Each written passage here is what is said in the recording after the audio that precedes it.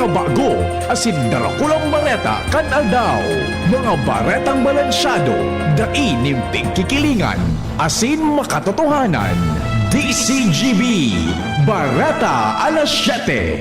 Mga preskong bareta sa lado lokal, nasyonal, internasyonal, asin iba pa. Bareta alas 7.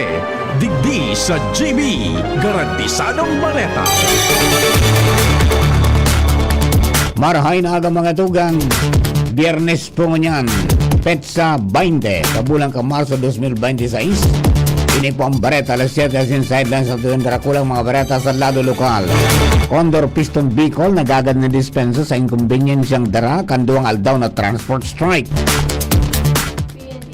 Naglansar ni libreng sakay katakod kanduang aldaw na transport strike. Bitcoop na ninduga na bako tigil pasada ang solusyon sa krisis sa pigampang kan sektor nin transportasyon. Apat na suspect sinalakat ang sarong tindahan sa San Carlos, Tabaco City asin tinabag ang 170 na cash, alahas asin relo. Bitcoop naninduga na bako tigil pasada ang solusyon sa krisis na pigampang kan sektor o kaya sa lado nasyonal, Presidente Marcos ipinag-orden ang pagdagama ng 10 billion pesos para sa mga paraoma asin parasira. Impeachment case ni VP Sara Duterte. Madakula ang tsansa na sumakat sa Senado kung dai mahampang ang Vice Presidente sa pagdangog kan House Justice Committee. Gobyerno maimportan ng uring para sa power plant. Dating Department of Public Works and Highways Bulacan District Engineer Henry Alcantara matestigo kontra kay dating Congressman Zaldico sa Sandigan Bayan. Sa ibang nasyon, US President Donald Trump nagpatanid na papasabugon ang pinadakulang gas field sa bilog na kinaban kung padagos na atakion ang kaniran ang Qatar. Baretang Sports, Pinay tennis star Alex Yala laog na sa ikatulong round kan Miami Open. Mga tugang na po ang headlines na yung darakulang mga bareta. Ngunyan pong aldaw na ininin Biyernes, Marso 20, 2026. Asin kami po ang sino magiging mga tagapagbareta. Ako po si Jasmine Balolo. Ako man po si Mardila Daingiba. Ngunyan sa detalles ka mga bareta enot sa lado lokal. Ang baretang ini hatod sa Indokan. Optin Lutein Capsule. Alagaan ang paningin sa tulong ng Optin. Kitang-kita ang kalusugan ng mata. Nagagad ng dispensa si Condor Piston Bicol President Ramon Rescobilla sa inconvenienceng darakan duwang aldaw na transport strike na pinunan kasudma Marso 19. Sa pagipaguron kan DCGB News kay Rescobilla, ang nasabing strike katakod kan sendang pangapudan sa gobyerno sa pagbasura kan oil deregulation law, value added tax sa 6 pesos per litro na excise tax sa petrolyo na padagos na nakakapiktar sa transport sector. Humingi kami ng dispensa na maunawaan ang laban namin na dapat nilang suportan. Bago pa man po nang takda kami ng Wilga, talagang nagpaabot na kami ng mga abiso na magkakaikaw kami 2 araw na strike. Kaya hindi man po kami nagkulang. Kaya sana po maintindihan ninyo ang laban na ito. Ang laban po ito ay hindi para sa amin. Laban po ito ng sambayan ng Pilipino. Laban natin lahat at anuman ang kainat na nito ay lahat tayo ay magkikinabang. Biyernes tanto ang pigdawang linaw man na ang protestang pigkukondusir kasabay kan strike bako dahilan kan aumento sa minimum na pamasahe alagad mas simbagan asi may basura ang mga polisiya na nakakapag-contribute sa naglalangkaw na presyo kan krudo.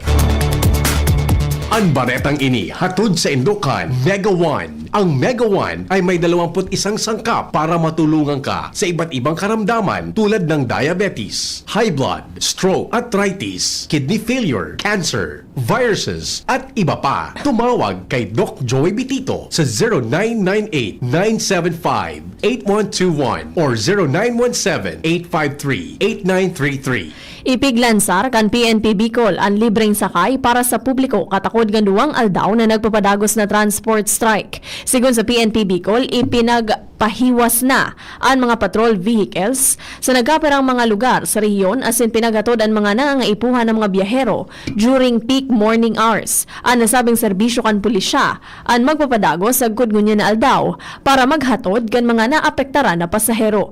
Ipinagduon man kan ahensya ang sa indang commitment sa serbisyo sa publiko sa paagi nin pag-asigurar na ang mga apektadong commuters ang makakaabot sa indang mga destinasyon nin ligtas. Mientras tanto, bakong tigil pasada ang solusyon inian paningindugan kan Bicol Intercity Transport Cooperative o BITCOOP sa ideya kan transport strike katakod kan pigahampang na krisis sa sektor kan transportasyon. Sa entrevista kan DCGB News kay BITCOOP Chairman Jomil Mohar kung saan sinabi niya na mas nakatutok ang kooperatiba sa serbisyo publiko, padagos na operasyon ninda sa Riyong Bicol asin mas nakatutok sinda sa long-term na solusyon sa pagigan modernisasyon kan transportasyon. Dugang panimuhar na nagkampanya asin nakipaguro na sinda sa LTFRB asin iba pa ngayon siya tanganing maghanap ng alternatibong enerhiya para sa pagpapadalagan ka mga bihikulo. Pigsusyon kan opisyal ang paggamit ng electric buses na pwedeng gamitan ng enerhiya halis sa geothermal power plant sa TV Albay, pati ng paggamit ng compressed natural gas o CNG asin liquefied natural gas o LNG bilang alternatibo sa krudo. Asin sa mga paralunad mi po, asahan po nido na kami, padagos po kami sa pagsiservisyo sa mga hagkot sa mga masunod pang aldaw. Ang pahayag ni BITCOOP Chairman Jomil Mohar sa entrevista kan DCGB News. 170 mil pesos na kwarta alahas asin wristwatch ang nahabas kanapat na suspect ka nakaging aldaw sa sarong tindahan sa Purok 5 Barangay San Carlos, Tabaco City. Sigon sa Tabaco City PNP, personal na ipinapaabot o pinaabot ang insidente kan biktima na si Naida, 59 anyos, tag sa diri kan sari-sari store, kung sa inisyal na investigasyon, nangyari ang pangahabas alas 10 nin pagkaaga mantang nagluluto ang biktima sa iya o sa indang kusina. Anapat na daipa na mamidbida na suspect ang nagamit nin kawayan tanga ni banwiton o sungkiton o makuha ini sa ibabaw nin plastic na tukawan sa laogan sa iyang tindahan. Nakuha kan mga ini ana 120,000 pesos na cash, 50,000 pesos kantidad nin mga alahas asin wristwatch. Matapos ang krimen, suminakayan mga suspect sa duwang asul na motorsiklo asin nagtaka sa direksyon na papasiring sa Legazpi City. Sa pagpapadagos kan investigasyon kan Tabaco City PNP, nakuha ang bag sa Santo Domingo asin positibong namidbid kan tag sa diri. Ang bag ang pinag-turnover kan duwang residente kan Barangay Bonga sa Bakakay Albay matapos na madiskubre sa parte kan Fidel Surtida Santo Domingo mantang papasiring sa Legazpi City. Sa presente, ipinagpaluwas na kan hepatura ang litrato kan mga suspect asin pinagahagad man sa publiko na tulos na ipagtaong impormasyon sa mga autoridad an anuman na detalye asin pagkakamidbid kan mga ini. Sa dagdagan niya itong baretang lokal, dakula ang kontribusyon kan pag-uran sa pagdangkuros ni lahar. Ini ang paliwanag ni Department of Environment and Natural Resources o DNR Bicol Chief Geologist Arlene Dayao sa programang Kapalibutan Tatamanunta sa Radyo DCGB kung saan ini may koneksyon sa nagkapadagos na pag-alburuto kang Bulkan Mayon. Sinabi pa ni Dayao na nakakapektar ang makusog na pag-uran na naghaloy sa laog galimbawa nin sarong oras para magkaigwa ni o magbulos na ang lahar hali sa bulkan. Tinawan linaw man niya na may pagkakaiba ang kausa kang pagrasay ni lahar o pagdangkuros ni lahar asin kan landslide. Medyo may difference siya sa landslide. Ang landslide baga, kay puhantang mo na mga perang aldaw na uran, tapos dapat saturated na ang daga mo, tapos dagdagan mo ning medyo halangkaw na uran, pwede na siya mag-landslide. Pero po sa lahar, ang difference is dapat throughout halangkaw ang intensity. Kung gusto ba high intensity rainfall, pwedeng umabot ng mga 60 millimeters sa sarong oras. So pag-araw ka yan, pwede na siya mag-initiate ning lahar. Ang pahayag ni DNR Chief Geologist Arlene Dayao. Matrayumpong na ikondusir kan Provincial Environment and Natural Resources Office of Penro Catanduanes ang mahiwasan na tree growing as in river clean up sa Barangay Hikming, Vera, Catanduanes. Sigon kay Penro Catanduanes, Head Attorney Vivian Escoto, katako dini kan selebrasyon kan International Day of Forests as in World Water Day. Ang aktibidad ang pinagpartisiparan nin 40 individual hali sa maniba-ibang mga organisasyon kung saan nasa sanggatos na bamboo propagules an itinanom sa gilid nin salog tanganing maibitaran an soil erosion asin mamantinir an katatagan kan watershed sa lugar. Kasabay kaini ginibumaninda an river cleanup drive kung sa nasa 10 kilos nin basura an saindang nakolektar hali sa salog. An nasabing aktibidad an katakod kan temang isang Agus para sa karapatan at pagkakapantay-pantay kan World Water Day 2026. Viernes tanto totalmente 600,000 pesos na asistensya na resibi ka mga paratanom ning mais asin kamuting kahoy sa Sorsogon bilang dagdag na suporta sa pangkabuhayan halis sa Department of Social Welfare and Development o DSWD sa Lindong kan Sustainable Livelihood Program o SLP. Naresibi ni ka mga benepisyaryo ka mga members kan San Vicente Corn, Kasaba and Crop Farmers Association sa Castilla, Sorsogon. Ang pondo gagamiton sa pagbakalin abono, banhi, asin iba pang kagamitan, pati naman ang pagproseso kan sa indang ani tanganing maglangkaw ang presyo kani sa merkado na magiging dakulang tabang man para mas na madugangan an sa indang mga income. Padagos man na pigsuportarang kang gobyerno ang mga paratanom, tanganing mapakusog ang produksyon asin masiguro na sufisyente ang supply sa riyon. Nanodaran kan Philippine Drug Enforcement Agency o PDEA Camarines Sur ang pagbaba nin supply nin illegal na droga sa probinsya. Sigon kay PDEA Camarines Sur, Adrian Fajardo, dahilan ini kan mahigpit nindang kampanya kontra illegal na droga kung kaya naglalangkaw naman ang presyo kaini. Kanakaaging aldaw, maabot sa 789,000 pesos kantidad ng pinagtutubudang shabu ang nakumpiskar sa magkakasiblag na operasyon sa Nabua, Asinaga City na nagresulta sa pagkakaarestar ng tulong high value individuals. Dagdag pa niya na ang pagbaba kan supply sa merkado ang darakan biglaan na paglangkaw nin presyo kan droga dahilan kan mas pinakusog epektibo asin padagos na anti-drug operations kan PDEA Camarines Sur. Mga tugang primerong parte yan kasatuyang Bareta alas 7, Bareta sa lado lokal. Ang Bareta niya sa Radyo Nacional, ibang nasyon, sports asing kamugdagang kampanahon, pagkatapos po kani. DZGB Bareta alas 7.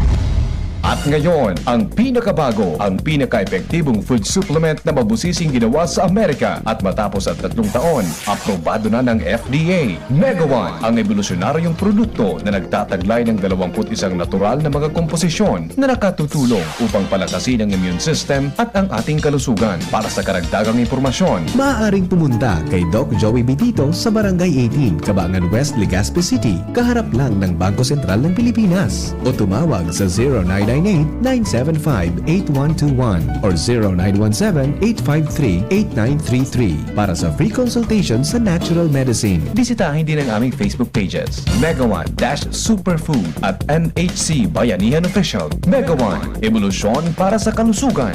Pre, si Gerald Anderson to. Sulit na extra strong beer ba hanap mo? Ito na, ang Leon Extra Strong Beer. 7% ABV. Ngayon, may mapangis na promo pa. Bili ka ng 2 litro, may libreng 500 ml na. Sa 190 pesos SRP lang, meron ka ng 2.5 litro. Bangis na tama! Ilabas na ang bangis ng Leon.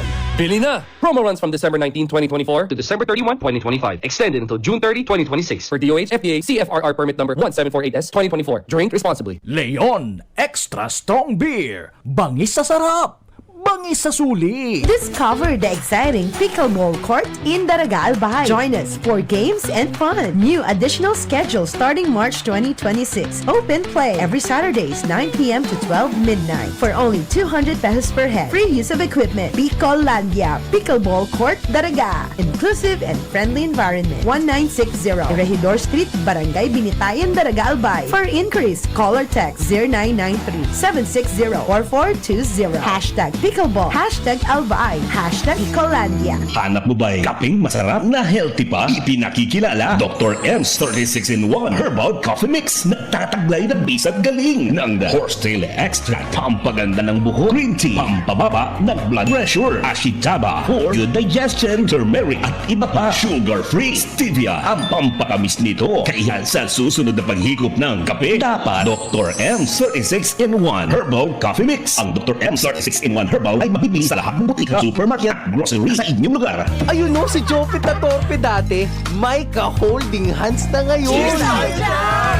Gaan talaga pag ang tropa malakas sumuporta. Tapos may Tanduay Light. Masarap inumin, suwabe ang hagod. Tanduay Light, gaan ng may kasama. Drink responsibly. Mas magaan ang buhay pag nandyan ang barkada at Tanduay Light. Gaan ng may kasama. Drink responsibly. Bakunang angat, serbisyong dapat. Sa presyong abot kaya at matapat. Lahat ng yan, nasa Rabvax. Nakagat o nakalmot ka ba? Huwag mag-alala. Rabvax Animal Bite Center ang inyong kaagapay para sa pinagkakatiwalaan, mura, ligtas at siguradong proteksyon laban sa rabies. Bukas po kami 8 a.m. to 5 p.m. mula Lunes hanggang Sabado, 8 a.m. to 12 noon naman every Sunday. And on holiday, pwedeng-pwede pati walk-in. Ang aming mga branches, Rabvax Legazpi, Ariner Suites, Sagmin, Legazpi City, New Aleco, Rabvax Ligao, in Barangay Tuburan, Ligao City, Rabvax Tabaco, beside Siga Hospital, Rabvax Iriga, in front of Yusan Iriga, Rabvax Irusin Sorsogon, malapit sa Irusin District Hospital. And now open, Rabvax Masbate, along Municipal Road, Barangay Kalipay, Masbate City, Rabvax Pilar, Rabvax Castilla, Rabvax Pioduran, and Rabvax Cubao Metro Manila. Like us on Facebook. Maging bakunado at protektado. Piliin ang alagang Rabvax. Attention! Attention! Mga paraantabay, may marhay na bareta. Ang DZGB nasa cellphone na! Yes po! Madadangog na ang DZGB sa saindong mga cellphone.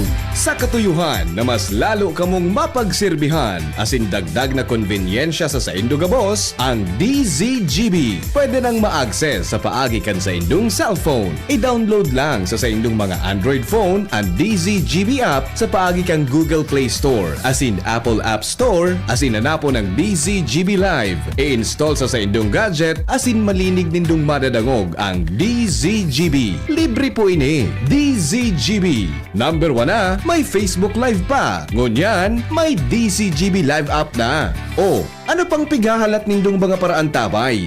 Download na! DZGB. Barreta alas 7. Sa pagpapadagos po sa tuyang Bareta alas 7, sa lado nasyonal, ipinag-orden ni Presidente Ferdinand Marcos Jr. ang pagdagamanin maabot sa 10 billion pesos na ayuda para sa mga paraong asin parasira na apektado kan pag-itaas kan presyo nin petrolyo sigon sa Malacanang. Sigon kay Executive Secretary Ralph Recto, kamautan kay ning paiwasan ang fuel subsidy program tanganing may sabay ang mga food producer asin maiwasan ang pag-itaas kan presyo ning pagkaon. Ipinahayag man kang gobyerno na rekonosido kay ni na dakulan apekto kan fuel cost sa produksyon kan agrikultura asin pagsisira asin siniguro na ang Department of Agriculture ang pondo maghali sa Presidential Assistance for Farmers and Fisher Folks Program o PAFF asin piglalaw manailuluwas ini sa ikaduwa o ikatulong kabtang kan 2026. Makusog ang tsansa na maisakat sa Senate Impeachment Court ang impeachment case kontra kay Vice President Sara Duterte kung ini mahampang sa gigibuhon na impeachment hearing kan House Committee on Justice poon sa Marso 25. Sigon kay Committee Chairperson asin Batangas Representative Jervil Luistro na kung makakapag-presentar si VP Sara nin mga ebidensya kontra sa mga ebidensya kan mga complainants, posible niyang makumbinsir ang mga miyembro kan komite asin kan bilog na kamara na ibasura ang kinakaatubang niyang mga reklamong impeachment. Tinawan hinduon ni Luistro na ang pag-atindir ni VP Sara sa impeachment hearing parte kan due process para maibiklad ang sa iyang lado asin pahimutikan ang mga alegasyon na nakapalaman sa kinakaatubang na impeachment complaints. Sinabi man kan miyembro kan komite na si Bicol Saro Party List Representative Terry Ridon na dai pwedeng pirito ng Vice Presidente na magsipot sa impeachment hearing. Siniguro ni Ridon na malinaw sa rules na magpartisipar man o dai si VP Sara. Magpapadagos pa man giraray ang proceedings sa Committee on Justice na maikukonsiderar na mini trial dahil ilalatag kan complainants asin respondents an sa indang mga ebidensya, dokumento asin mga testigo. Yan tanto dahil sa halangkaw ang presyo ng petrolyo, bubuksan sa giraray kan gobyerno ang importasyon ng coal o uring para magamit na alternatibo sa mga power plants sa nasyon. Inilan ipinahayag ni Presidente Ferdinand Marcos Jr. tanganing makatipid ang operasyon ng mga planta.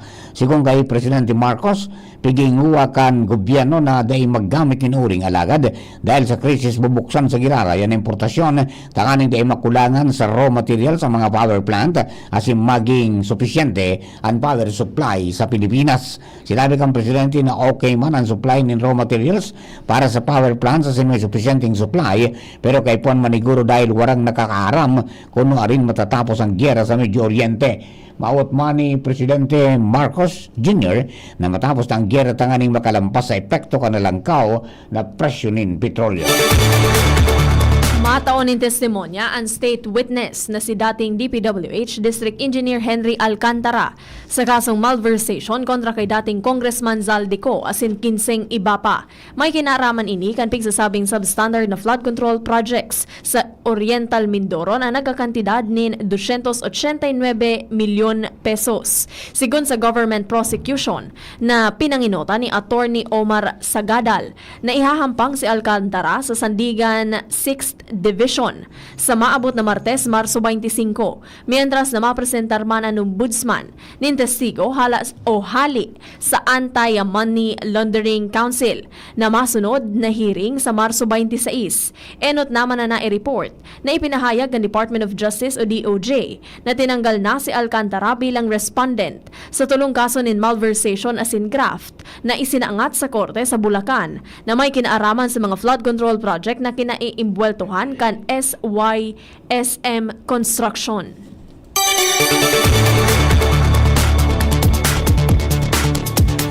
Sa iba pa niya itong baretang nasyonal, nakalanding na sa Pilipinas kaswapo na nikatulong chartered flight kan gobyerno nagsundo sa sobra 300 na Pilipino halis sa Medio Oriente. Sigon sa Department of Migrant Workers o DMW, nakaibanan sa 317 na nakauli na Pilipino, ang 193 na overseas Filipino workers o FW, 114 na dependents, at 50 na stranded na mga pasahero. Sinabat sindani na DMW Secretary Hans Leo Kakdak as in Overseas Workers Welfare Administration o OWA Administrator Patricia Yvonne Kaunan. Dahil ba nakasabat sa Presidente Ferdinand Marcos Jr. dahil okupado ini sa pagtiripon sa Malacanang. Ginibuan silang repatriation sa pagtarabangan kan DMW, OWA, Department of Foreign Affairs o DFA, Philippine Embassy sa Abu Dhabi, as in Philippine Consulate General, as in Migrant Workers Office duman sa Dubai. Nakaresibi ang mga nakaulidanin tulos na ayuda halis sa gobyerno kay banan ang financial as in welfare assistance gikan sa DMW as in OWA, medical assistance halis sa DOH, as in psychosocial support halis sa DSWD. Siniguro man ni DMW na nakasabay o na nakaantabay ang ahensya para sa reintegration support ka mga nakauli na overseas Filipino workers. Nagpalyar na masalubong ni Presidente Ferdinand Marcos Jr. ang sobra 300 na overseas Filipino workers o OFWs na nag-uli hali sa Medio Oriente kasuhapon. Sigon sa palasyo, dai patapos ang mga pagtiripon kan Presidente sa Malacanang, kaya dai siya nakaabot sa Villamor Air Base sa Pasay City kung saan nag-ugpa ang chartered flight na piglunadan kan mga OFW. Ini ang ikatulong chartered flight kan gobyerno na nag-uli sa mga Pilipino matapos magkanayap ang gera sa pag-ultanan kan Israel, Iran asin Estados Unidos. Kabilugan na 317 na mga Pilipino ang nagabot sa Villamor Air Base kung saan 153 digdi. Ang mga OFW kaibahan ang sa indang pamilya asin 50 na stranded na pasaherong Pinoy. Imbis na ang Presidente, si Department of Migrant Workers o DMW Secretary Hans Leo Kakdak asin mga opisyal nin Overseas Welfare o Overseas Workers Welfare Administration o OWA ang nagsabat sa mga nag-uli na Pinoy. Ang pagpauli sa mga OFW asin mga stranded na Pinoy dahilan sa pagtarabangan kan DMW, Department of Foreign Affairs, Philippine Embassy sa Abu Dhabi, Philippine Consulate sa Dubai asin OWA. Nakatugang sa tuya pong detalles kan bareta sa ibang nasyon, siring man sa lado ni Karawati Sports. Nasa linya si Nicole Ann Gloriani. Good morning, Nicole. Morning sa mga paraantabay, nagpatanid si US President Donald Trump na mahiwasan na papasabugon ang South Pars gas field sa Iran kung naatakiyon giraray kan Iran ang energy facilities kan Qatar. Ang South Pars North Dome field ang pagkakonsiderar na pinakadakulang gas field sa kinaman. Sinabi ni Trump sa Truth Social na kung sa giraray pupuntirihon kan Iran ang natural gas facilities kan Qatar, mabalos ang US sa paagi kan pagrunot sa bilog na South Pars gas field. Ginibo kan US President ang patanid kasunod kan report na nagkaigwanin significant damage sa mga pasilidad ng liquefied natural gas o LNG kan Qatar dahil sa mga atake kan Iran. Siniguro man ni Trump na wara ng mga pag-atake hali sa Israel sa Iran. Alagad nagpatanid na ang US na mabalos kung in kaso atakihon giraray ang Qatar. Sa lado kan Karawato Sports, matapos ang historikong panggana laban sa Uzbekistan sa 2026 AFC Women's Asian Cup, sa giraray na nakalaog ang Philippine Women's National Football Team na Pilipinas sa 2027 FIFA Women's World Cup. Ang trayumpo na ini iyon ikaduwang sunod na pagkakataon na makakasabay ang nasyon sa pinakadakulang torneo ng football sa kinaban matapos ang sa indang debut kan 2023. Pilipinas nagtapos sa quarterfinals kan Asian Cup, supisyente para makuha ang direktang ticket sa World Cup. Sa ngunyan ang Pilipinas nasa top 50 kan FIFA Women's World Rankings, ang pinakahalangkaw na posisyon kan nasyon sa kasaysayan. Dagdag padigdi, nag-itaas nin 35% ang numero kan kababaihan na nagkakawat tin football sa Pilipinas poong 2023 sa 2025 sigon sa Philippine Football Federation o PFF. Pagkonsiderar kan mga observers na dakulang lakdang ini para sa women's sports sa nasyon dahil apera sa prehistiyosong World Cup slot. Nagbubukas man ini nin mas dakul na oportunidad para sa grassroots development asin suporta gikan sa pribadong sektor. Iyan na detalyas kan bareta sa lado kan ibang nasyon asin sports. Ako po si Nicole Ann Gloriani. Thank you, Nicole. Sa kamutangan po gusto yung panahon, nasa linya man si Miss Alexis Rubivar, Kampag-Asa, West Regional Forecasting Center. Ma'am Alexis, good morning. Please come in. Po sa ating latest na weather forecast, ngunya na aldaw, apektado ng easterly so ang maalinsangang paros na hali sa sirangang dagat Pasipiko ang bilog na Bicol region. Kaya asahan na to ang bahagyang mapanganuron sagkod sa mapanganurong kalangitan na igwang posibilidad ng mga pulupulong pag-uuran asin pagkikilat o pagdaguldol ang mamamatian tangon niya na aldaw. Maluya sagkod sa moderatong duros hali sa norte sirangan, sundo sirangan ang iiral sa bilog na kabikulan na may banayad sagkod sa katamtamang pag-alo ning kadagatan. Ang agwat ng temperatura ngunya na aldaw, posibleng mag-abot ng 24 to 31 degrees Celsius. Sa tuyang monitoring ay wala pa rin tayong nahihiling na low pressure area or bagyo sa laog asin sa luwas kang Philippine Area of Responsibility. So expected ngunya na aldaw ay generally fair weather o maaliwalas na panahon ang ating experience. No? Bali yun po sa tuyang weather forecast. Hali po digdi sa Pag-asa Legazpi ni po si Alexis Rubivar. Thank you very much, Miss Alexis. Matugang yan na pang kabilugang sa tuyang bareta alas 7. Mga baretang tinipan ng singkinalap sa DCGB News base na nakalis na 6 oras o 12 oras. Sa pangaramang ka nakatuwang nato sa pagsurat ka mga bareta, Nicole Ann Gloriani, siring man ito yung mga interns kang Bicol University, si John Friel Nase, asin Limuel Epino. Lado Technical, Ronald Baldo, DCGB Social Media Department, katuwang tiyan si Jerome Nico Martinez.